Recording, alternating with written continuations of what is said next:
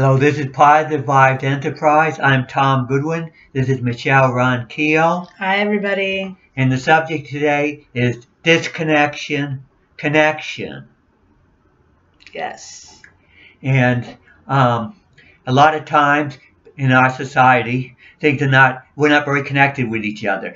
A lot of people with some of their newer type spiritual beliefs that are coming out, they'll say, oh, quantum physics means we're all one, we're all connected, and all that stuff. Well, connections don't just happen. When you get in a relationship with somebody, you have to do the work of connecting with them, understanding them, knowing how they're different from you.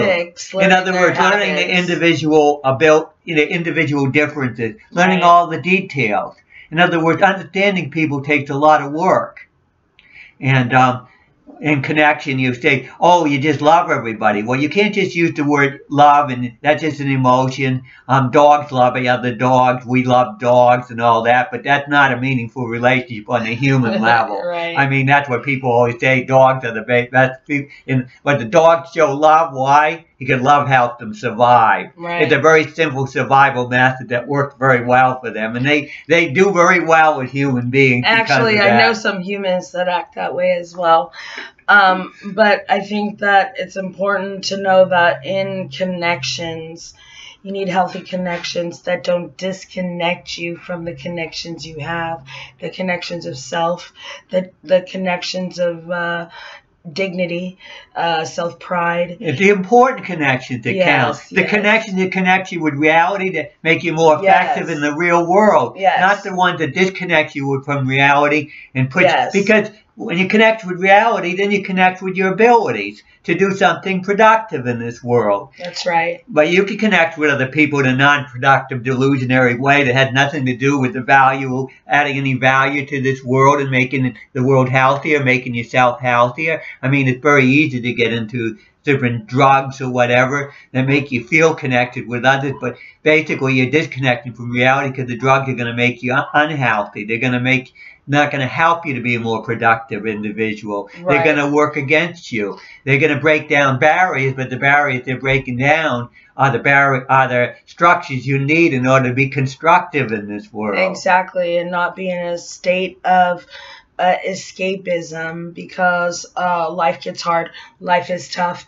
We're going through Hurricane Harvey aftermath right now down here in Houston, and it's amazing how many people have been woke up to just the bare necessities of things in life that they used to take for granted so used to people just unplugging, disconnecting, and not really feeling the empathy or the pain or the traumas going on around them.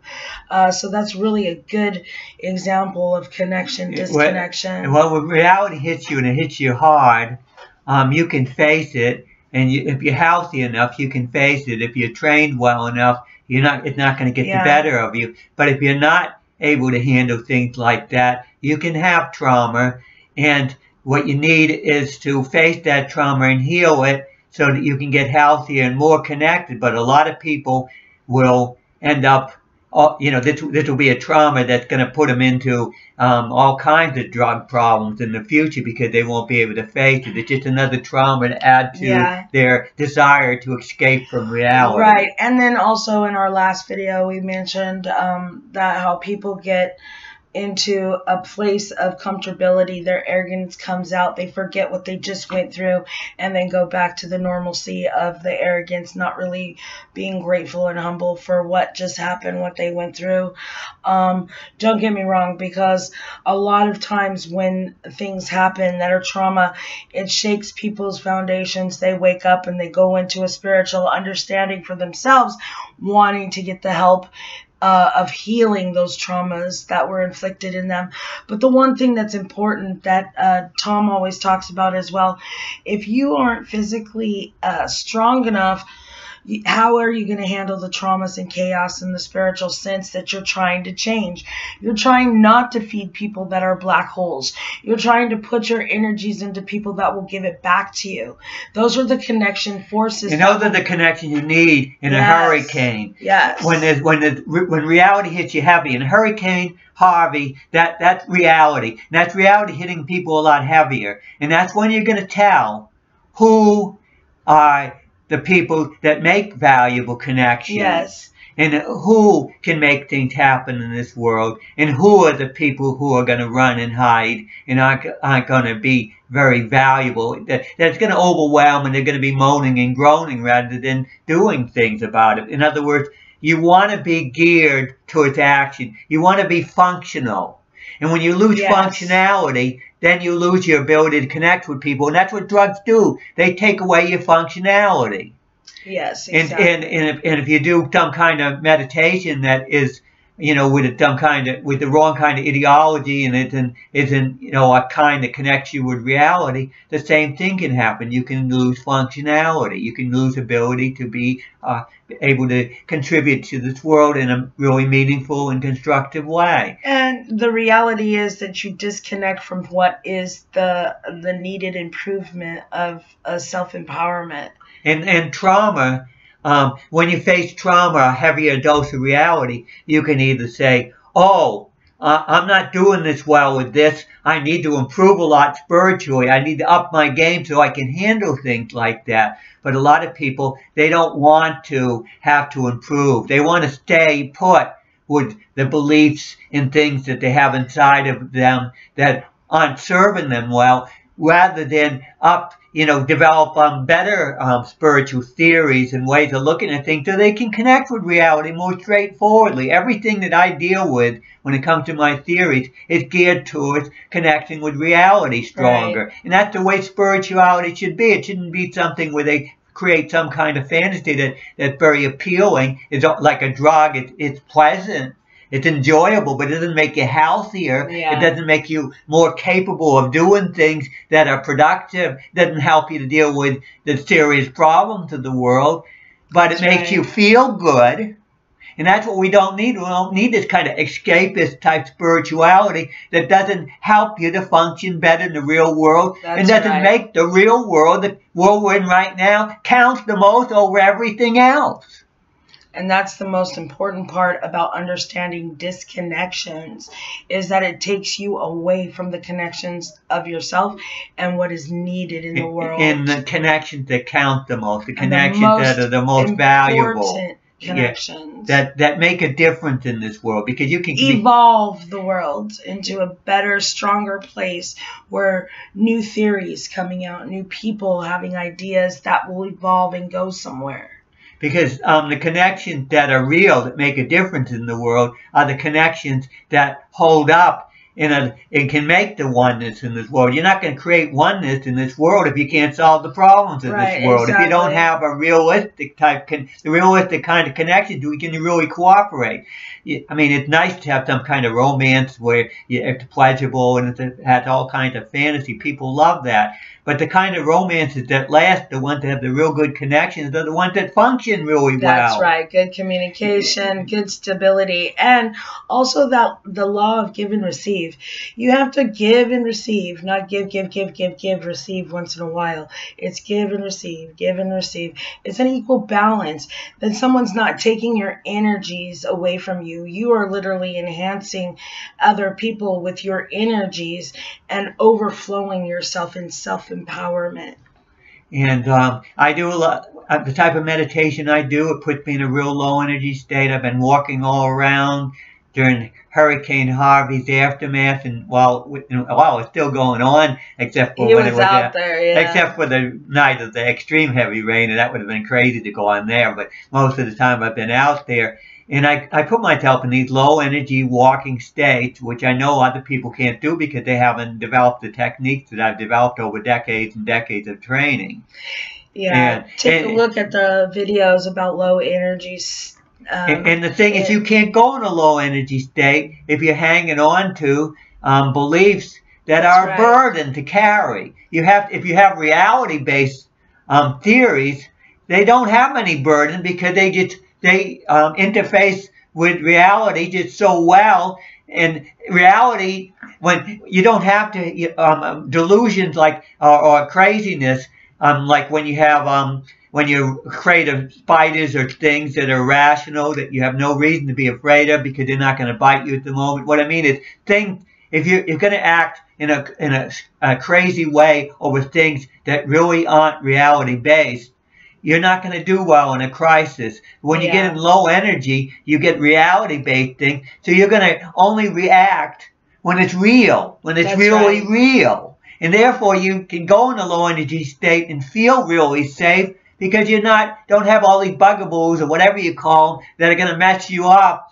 and you're tuned into reality well enough that you know that you're going to react properly without even worrying about it because your programming is proper for reacting to reality. Yeah, so it takes a lot less energy, in other words. When you are at a low energy state in a traumatic situation, say someone hurt your feelings or you're going through something, you go into a low energy state of calmness because it literally gives you the wisdom and the things needed. That gut intuition is going to give you that energy needed to handle whatever reaction. You come in a place of strength, you stand in a place of strength, and then you, if you're getting overwhelmed, you go into a low energy. It's a real efficient state. And it is also part of his main core training. And it is important that you understand that this stuff really matters. This helps when you train yourself and know how to get into these low energy states. You can get really efficient and really careful in a low energy state. And that is the type of energy you want in a time of crisis, that kind of super vigilant energy, that careful. And the reason you have the right spiritual theories, because the right spiritual theories are so streamlined and efficient that they become so little of a burden for you that you can go in a low energy state and you don't have to support all this convoluted belief system that doesn't work very well. You get rid of all that clumsiness. You get something that really connects with reality and streamlined. Your connection. Then you can go in the low energy state, and then you can be really efficient, and you can function when other people aren't able to function. You can draw in energy where other people won't have. You can stand and you can function on a low energy level than other people, and you can keep functioning. So in a crisis, you can do things other people are unable to do because you have that efficient ability to utilize whatever energy that is available out there. And also another thing that's really important to remember is that we can be disconnected by any addiction, from emotion to soda to chocolate to a person. So to be aware of what is disconnecting you from your inner awareness and your gut intuitions are very valuable. You need to understand what is making those things disconnect, and you want to put the focus all streamly on that one specific topic. And people have all these psychological problems. They self-medicate. What I want people to do is to get better spiritual theories for aligning themselves up so that they won't have as much crazy energy, and then do the training so that they can handle a lot more, because the low energy states are what will connect you with hard reality. That's right. They're that sobering energy. The low energy is very sobering, very hard, and it gives you a toughness. You may have very little energy when you're doing a meditative walk, but you feel really, really tough when you're doing it properly, and you've gotten used to it. Yeah. And then when you're not in a low energy state, you will be a lot stronger at any state you're in. It's just that you can go in the low energy state and recharge and get tough, and it's a toughening process, and it's also a protective process. You're very protected when you go in a low energy state. Because you sort of like disappear. In other words, nobody can get to you, like a spiritual because your energy is not there. So how can they reach you? How can they adversely affect you? How do they know where you're at, really? How can they make the connection in order to be mad at you? Right. Because they'll just say, well, I'm wasting my time. I can't get anywhere with this person. I can't reach him. The person's not on my wavelength. I can't even get my emotions connected with that person, positive or negative. Right. But one of the things I want to say is about oneness in our society. Our society is so materialistic. We have so, and materialism is like a drug too. All these things put a burden on people that disconnects them from other people. They don't have as much energy to relate to other people because all the energy is put into money or materialism. Yeah. And of course the energy can be put into drugs or delusions or all kinds of craziness. Yeah, I've seen a couple people that have really bad addictions and they become really bad hoarders. So it just is one disconnect issue to another, and then pretty soon all areas of their life is disconnected. So, I mean, too much is creature pleasures. And we're not here for creature pleasures. Yeah. We're here to become healthy. We can enjoy food and enjoy things, but they can be healthy things. That's right. They don't. And the lettuce. And the object is to enjoy the healthy things that make you healthier and make you function better. And it's and the thing is, if you get hungry enough, you will enjoy them. A lot of times, people don't want to deal with the struggle of life, the hardship of life, or the pain of life. But it's there for a reason. And the people that can handle the most pain are the people that want to do the most in the world. Yeah, they're on the front lines. In other words, they're silent because heroes. They understand that with the pain comes such wonderful results. Yes. Because they put up with the struggle, they get the results. Growing pains, everyone has growing pains. It's the athlete that can handle pain. It's the one that usually does the best. You've got the explorers that climb the mountains. They're going to deal with a lot of discomfort and pain in order to do things other people cannot do. But they're not thinking of the pain. They're thinking about what they're going to achieve as a result. They're going through the positive to get results instead of going through the negative to get results. So they don't see the pain as a negative. They see the pain as a positive. They see it as something that if they get through, they're going to achieve a lot. That's right. It's the resistance factor. And that's why a lot of people can't solve problems or handle things because they can't handle the resistance factor. Right. And we live in a physical world. There's going to be resistance and there's going to be pain. Resistant energy, man. And I mean, there's unhealthy pain where a person is being destroyed or being damaged. But then there's the pain that comes with taking on things that are pushing the edge. Because the pain is telling you, be careful, do this right, and you pay attention to the pain. You feel the pain, and you make sure that you use that to make you aware of the dangers around you and how you got to protect yourself so that you can achieve what you need to achieve. That's right. If you're going to be a wimp and you can't handle very much, you're not going to be able to solve the problems, especially in our highly technological age where the problems are so much bigger than they've ever been. Yeah. We have to deal with more pain and discomfort than ever if we're going to solve the big problems we have today. And we can handle it because we can get tough enough spiritually that pain's not going to affect us in a negative way emotionally, because that's what gives us this trouble. I mean, just like hunger does not necessarily mean you're starving to death. I mean, if you're eating regular when you feel hunger, that can be used to get healthier. You can use that to make sure you eat the right food. Right. And as long as you get energy and you're able to function well, you know you're getting enough that it's not hurting you. You can tell when something's hurting you because it takes away function. When you're able to function well under pain, the pain must not be hurting you. It must be just telling you that you're pushing it really hard and to be careful how you do it, because you have to be careful because you don't want to hurt yourself. And if you're careful enough, you can deal with pain without hurting yourself. But you have to be careful enough. You have to know how to stay within the safe zone of the pain rather than get out of that safe zone of the pain. And that's a tricky thing. That's body awareness. Body awareness, understanding how much pain means it's okay versus what kind of pain is going to do you in.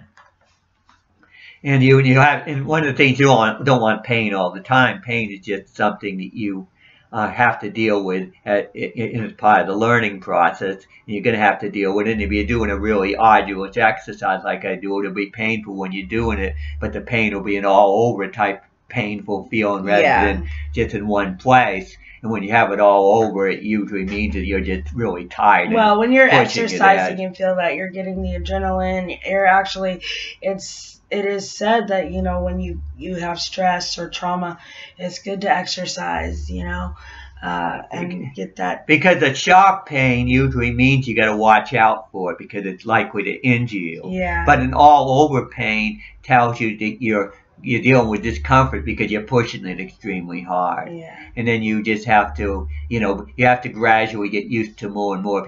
If you try to do things too fast, you're going to deal with more pain than you can handle, and your body's going to break down. So it's always, so you have to develop that awareness, and that's why you do the meditative type training I do, and you gradually develop it. And that's why you don't want to be in drugs or have all these things messing with you so you can't tune into yourself. Yeah, you got to be able to tune into yourself. And people think they tune into themselves more taking drugs. Baloney. You have your own natural biological drugs within yourself that you can regulate and use in a way that will be proper for the circumstances. You don't want something controlling you and tuning you out.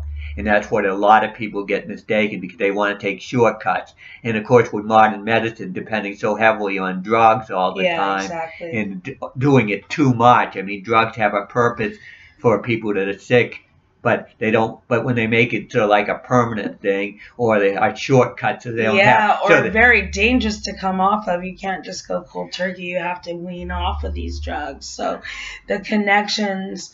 And science has been good in the direction that they've developed themselves, developed all this new knowledge, technology, and understanding. The spiritual hasn't done that. I'm trying to get the spiritual to catch up. Maybe if the spiritual catch up, science will start paying more attention to them because science doesn't pay enough attention to the spiritual. Good point. In other words, I can push myself harder than any science could possibly push. So how could a scientist know how hard a human being can push? Yeah. Because they're not in the spiritual direction. And then they don't have real good spiritual examples around them of how hard a person can push spiritually and what kind of results a person can get from pushing spiritual when it comes to control over their own biology. That's right. They have no I mean, they do study some of the people in Tibet, so some of the scientists are doing a little bit, but they're so conservative. They're so afraid. And the thing is, it's a new frontier.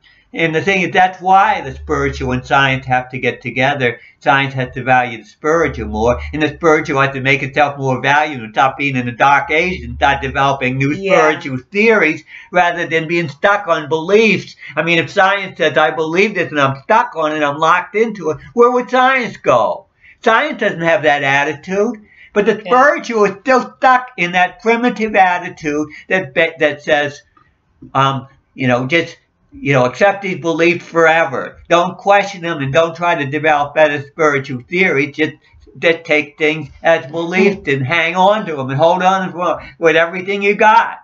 Science doesn't do that. That's why science is so ahead when it comes to our development. That's why we're not spiritually mature enough to handle the technology we have, because we have to develop that spiritual maturity, and that's not going to, science is not going to give that to us in a pill or a drug. We're going to have to develop that by doing the work. In other words, you can't cut the work out completely. Science may like to make things easier, and they make things too easy for a lot of people. We have to do the work. We're on the front line spiritually. We can make a difference in this world, but we have to do the work, and that's what I'm all about.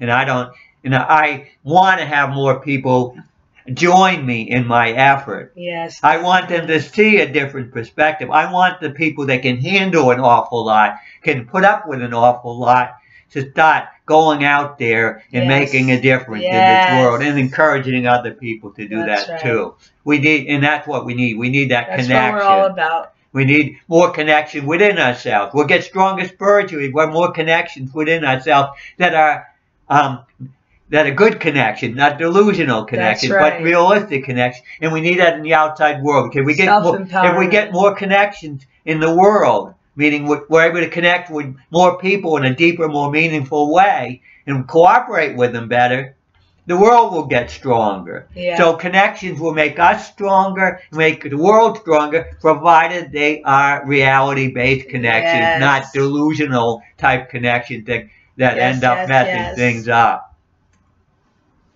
Okay, this is Positive Vibes Enterprise. The subject has been disconnection and connection. We've been dealing with Harvey, and we're a little tired, but that makes it so much more effective and stronger. We are so stronger over this. But we have to, limit the time frame here because which I think we put enough into it. So yes, please subscribe, please share, and spread the word about us because we are being ignored. We only get something like 12 viewers to these videos. And every viewer better find other viewers because that's how it works. Spread it. In other words, do your part. I mean, we're doing our part. Do your part. Share and spread this video. Yes, and we'll see you next time, everyone. Thank you very much. Bye.